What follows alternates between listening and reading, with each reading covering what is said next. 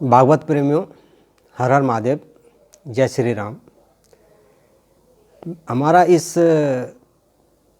Channel को जो पुंडीर भगत मंथन के नाम से हमने शुरू किया, हमारा मकसद है कि कम से कम आप लोग जो भक्ति हम करते हैं उसका मतलब क्या है और हमारा जो मुख्य ग्रंथ है श्रीमद् भागवत, उसका आज का संदर्भ क्या है।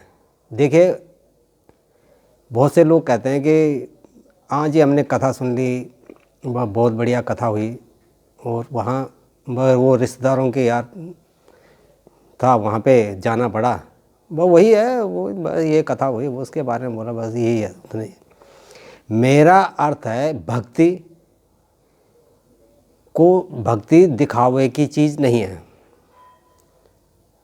इसका संदर्भ मैं सीधे सीधे मानता हूँ, जैसे मैंने आपको पहले भी कहा था कि आप क्या सुनते हो, क्या देखते हो और उसका अर्थ क्या निकालते हो।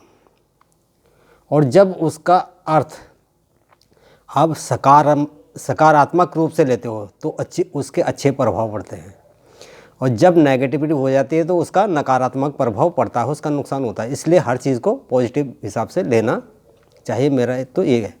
अब जब भक्ति की बात आती है तो भक्ति क्या है, मैं आपको अपनी तरफ से कह नहीं सकता। इसका उदाहरण है, देखो, सबसे पहले कथा कहाँ हुई, अमर कथा अमरनाथ में।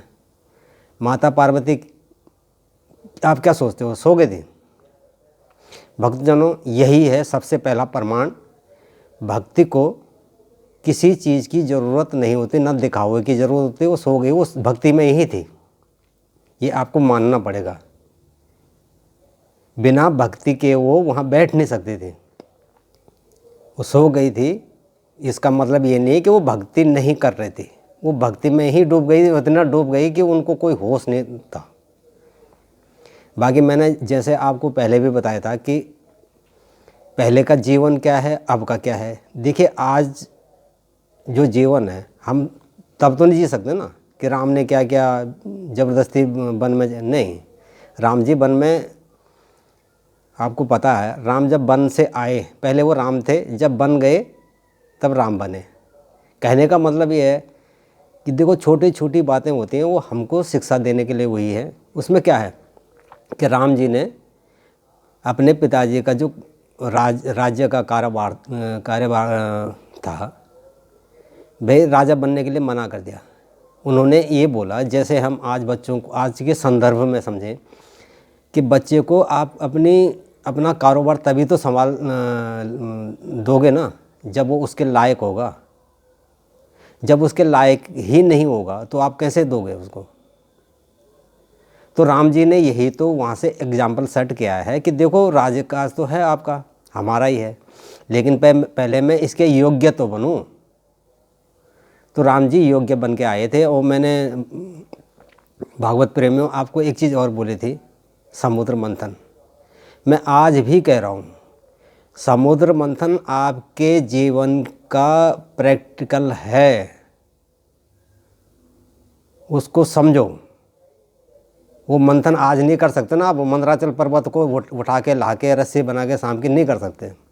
वो आपके जीवन से, वो आपका एक एक्सरसाइज है काम की, कि उसमें क्या क्या आपने करना है, बाकी और कुछ नहीं है। वो ज्ञान देने के लिए वो आपके पास हुई है कि योग्य जो भी आपका कारोबार है, काम धाम है, वो योग्यता के अनुसार ही उसका वितरण हो। पैसे का मिसयूज ना करो, वो हमारे लिए प्रैक्टिकल है।